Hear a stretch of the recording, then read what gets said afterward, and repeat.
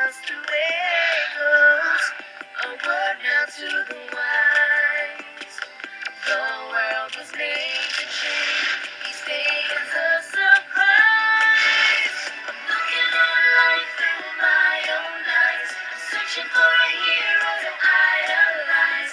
Feeling the pain as innocence dies. I'm looking at life my own eyes. I take my heart into battle. Give that freedom by the rattle. Get my independent sign. Declare it on the dotted line. That's Philadelphia, freedom great and patriotic. Voices sing red, white, blue.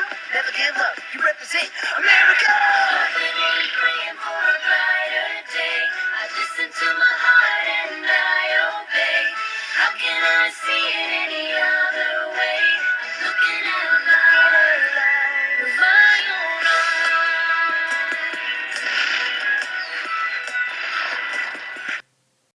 All right, 8-Push Scholars, Mr. Beamer here, and we want to thank Liberty Kids. That was the theme song to the animated PBS series, which I never heard of before until the past few days, and so never heard of it, but I know some students remember that growing up.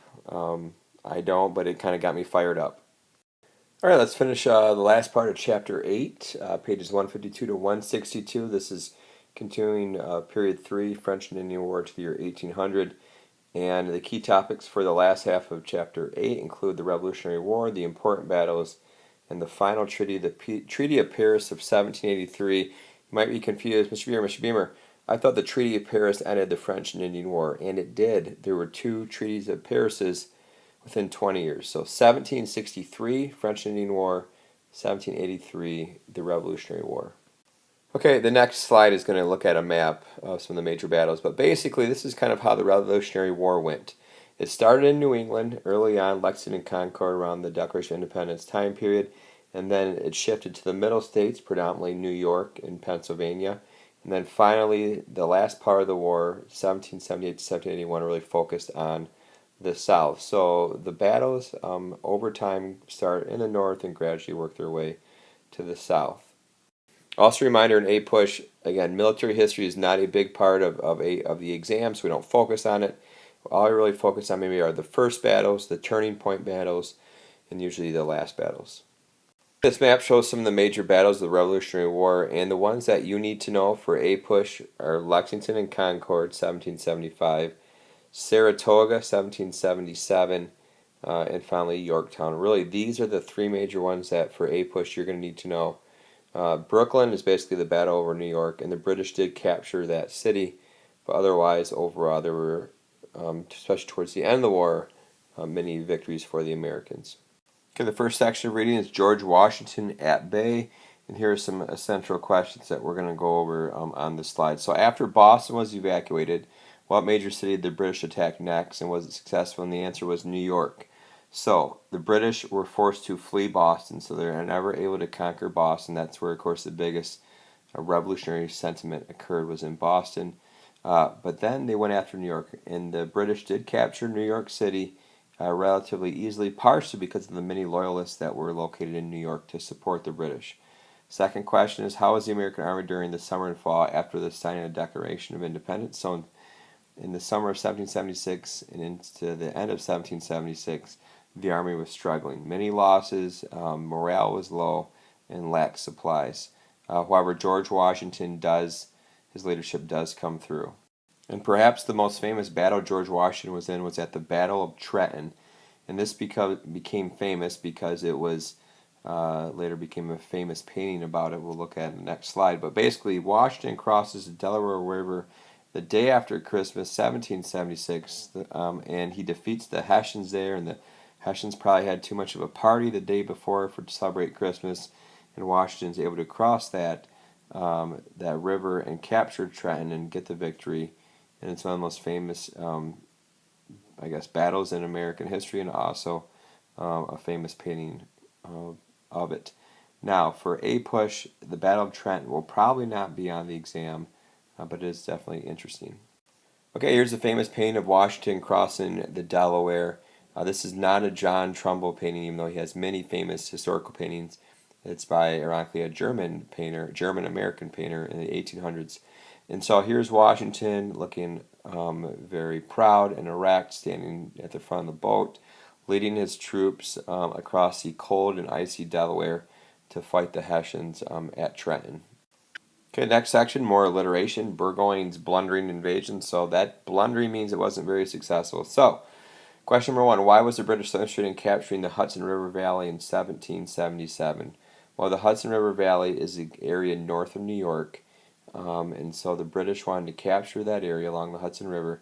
The reason why is they wanted to cut off New England from the southern states, and so their goal was to divide the colonies in half, so they can divide New England from the south, so they can communicate and help each other out.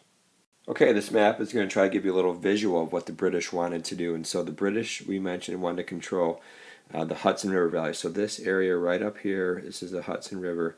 And the British, we know, had forces up in Canada, Quebec, Montreal, and if they could control from Canada all the way down to New York City, which we know that they did control, basically New England would be cut off and it'd be difficult for them to communicate with the South, and it'd make it more likely that the British would actually defeat the revolution.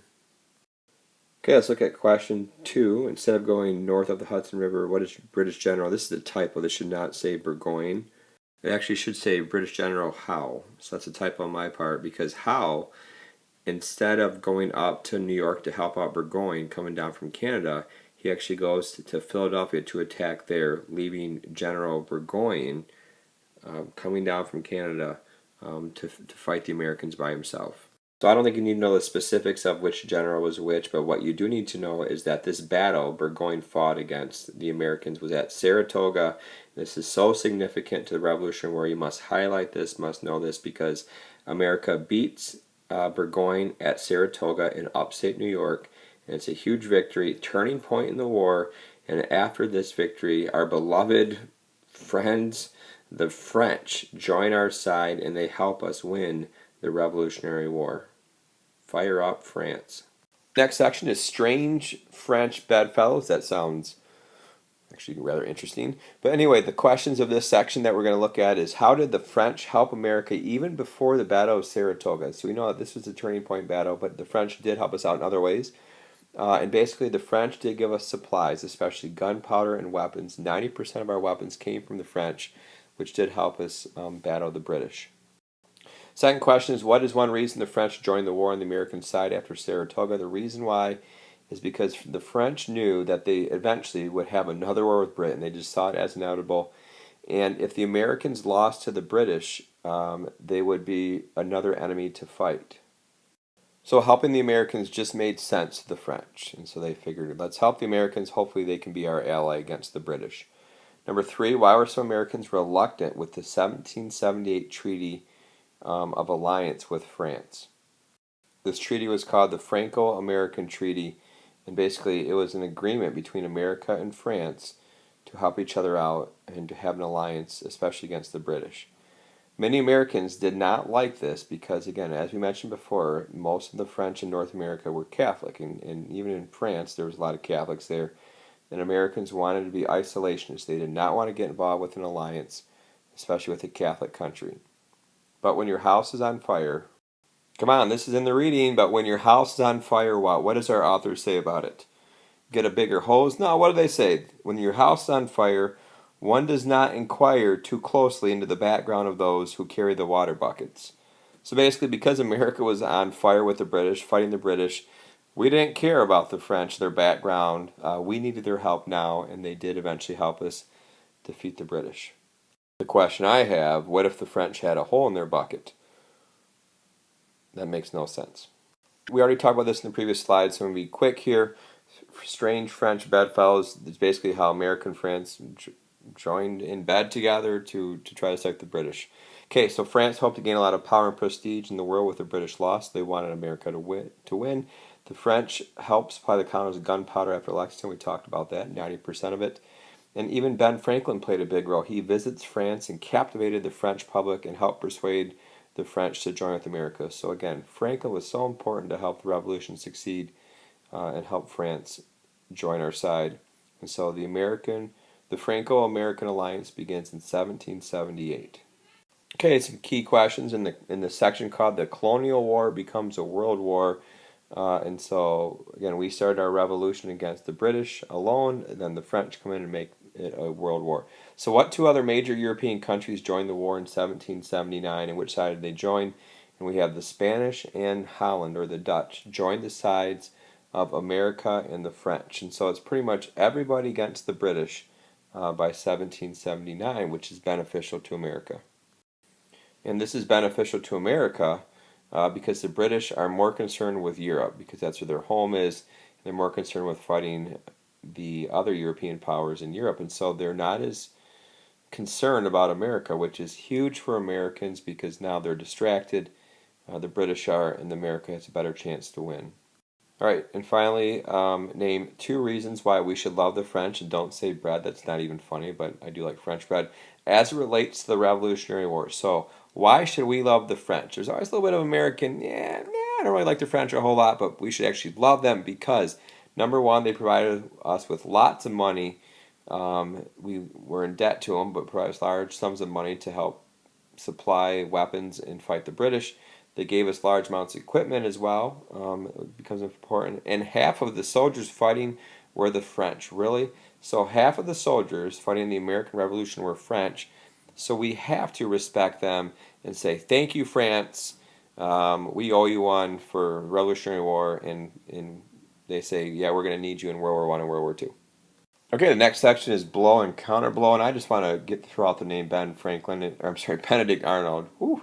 Okay, this guy is probably not going to be an A push, but he's probably the most famous traitor of the Revolutionary War, and he was an American. However, he sold it himself out to the British. He gave secret plans to the British, tried to let the British capture West Point and take supplies and weapons there. However, it was unsuccessful, and Benedict Arnold was forced to flee to the British side. As I mentioned earlier a few slides ago, towards the end of the war, most of the battles did happen in the South. And so the British planned to roll up the colonies, basically start in South Carolina at Charleston and head northward and just start to destroy the colonists, capture everything they can, and end this war. So that was their plan to start in the South. However, Americans did have some leaders in the South that stood up to the British, and the guy's name is Nathaniel Greene, and he becomes pretty famous in South Carolina and also in North Carolina. So Nathaniel Greene is an American. He is probably somebody that you don't need to know for a push, but it's interesting that he is one of the heroes of the Revolutionary War, especially in the South, fighting against the British. Finishing up blow and counter blow, this section, again, the final phase of the wars in the South the last few years. Warfare was very intense in the Carolinas. I mean, it was horrible, it was brutal. On both sides, it was not uncommon for prisoners to be butchered in cold blood. It was terrible. If you've ever seen the movie The Patriot, a lot of that occurs in South Carolina. Just the way they treated each other was bad. And General Cornwallis was chased through the Carolinas north to Virginia. And so now we are getting towards the end of the war. Cornwallis is the general for the British, and he is in charge of the British Army in America. And if we can capture him and make him surrender, America will win the Revolutionary War. Next section is the land frontier and the sea frontier, and now we're going into some specific military stuff. Again, not extremely important for a push, but I think what is important is question number one. Okay, the Native American leader was Joseph Bryant, and I don't know if you need to know him, but what I want you to know is that Native Americans during the Revolutionary War sided with both sides. Some American leaders, like Joseph Bryant, supported the British because they felt the British would help them and restrain American expansion to the west. Okay, but however, there's other Native Americans that actually helped out Americans against the British. So the Native Americans were divided. Unfortunately, for people like Joseph Bryant, when the British lost, they did lose a lot of their land to the Americans.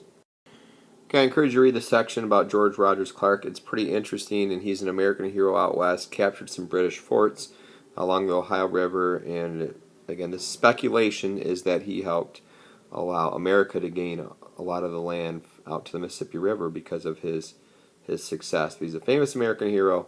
We'll move on. Okay, privateers were important on the naval frontier.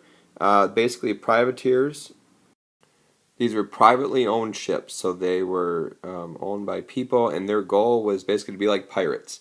And their goal was to plunder some of the British ships, and especially the merchant ships, and try to disrupt British trade. And so the American Navy could nowhere compete with the incredible British Navy, but we did want some privately owned privateers to try to prey on and disrupt British shipping. And probably the most famous American officer was John Paul Jones during the Revolutionary War, and he has the famous quote. Maybe you've heard this one before. Some of his crew said, "Should we surrender?" And John Paul Jones says, "I have not yet begun to fight." All right, so we already covered this section, the land and sea frontier.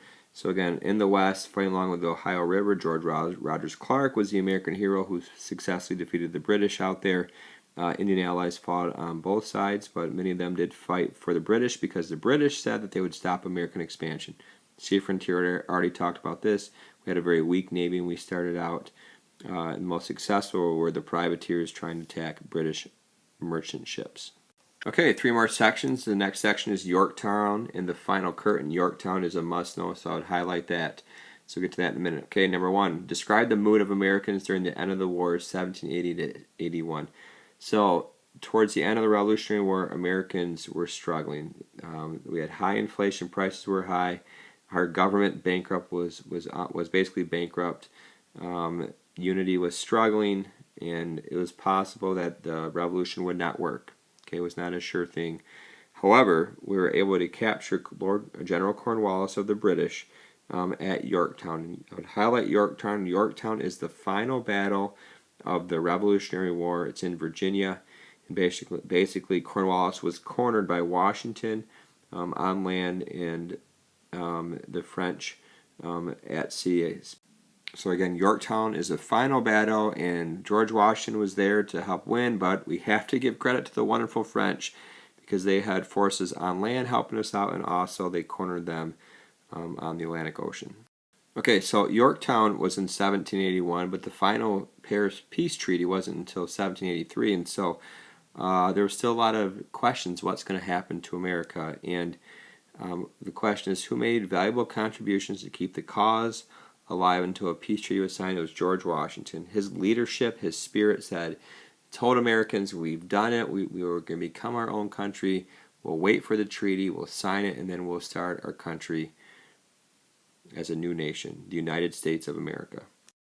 Okay, this slide is talking about the Battle of Yorktown, 1781, and Yorktown is located here in Virginia along the coast. This basically is where General Cornwallis of the British, this is basically where he surrendered. He was surrounded. He had American and French soldiers coming down and surrounding him here, and also the Atlantic Ocean was blocked by French ships. So this is where the final surrender, the final battle of the Revolutionary War is at Yorktown. All right, the next section is the peace at Paris, and we had some Americans that were sent to Paris to help negotiate a peace treaty with the British. We had famous Ben Franklin, John Adams, and John Jay, who becomes later in the 1790s with his Jay's Treaty. You'll learn about that later. But anyway, these are negotiators on behalf of America. France, unfortunately, they were in a tough position because they talked Spain into joining forces, and now Spain wanted concessions. And basically, Spain wanted some spoils for the war. Spain wanted things. They helped the French fight the British, so Spain wanted to get something out of it. The French initially wanted to keep the United States, our new country, east of the Allegheny Mountains, basically the Appalachian Mountains. However, an agreement was signed in 1782 with the British, and the final treaty was in 1783. So that's the Treaty of Paris. Highlight that, 1783, the final treaty. And unfortunately for the French, we didn't consult them in the treaty. We made our own separate treaty with the British. And boy, did America make out. The final terms, the British recognized the independence of the American colonies. So America became a new country with the Peace Treaty of 1783. And we got all the land west to the Mississippi River, north to the Great Lakes. Spain was able to keep Florida, but otherwise America, the United States, got this vast area of land all the way to the Mississippi River. And in the final peace treaty, the Loyalists were not to be persecuted.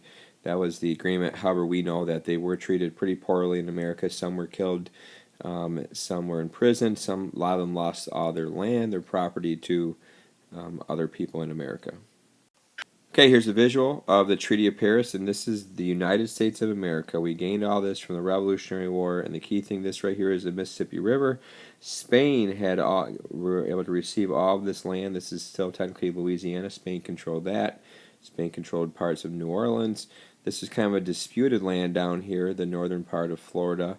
That was disputed between Spain and the United States. In Spain, definitely, they were able to keep Florida.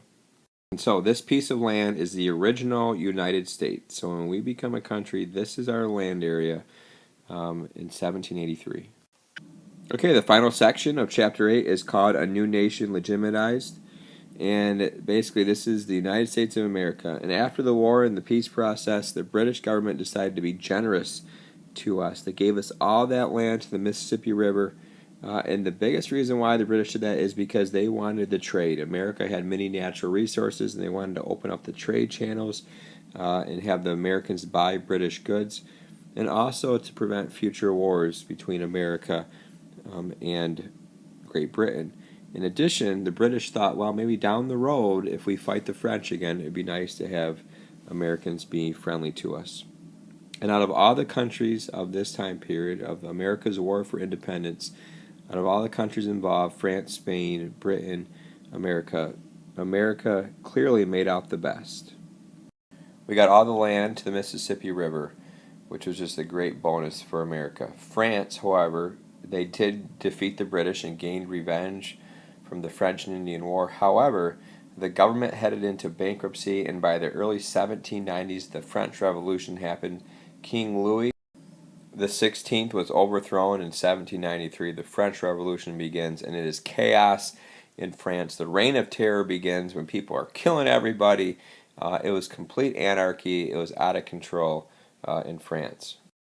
Britain was beaten, and they lost their English colonies, and they lost all the land to the Mississippi River, so they definitely were beaten after this war. However, they will come back in 1812, and unfortunately they will fight America in 1812. What should we call that war? Let's call it the War of 1812. That's what we call it.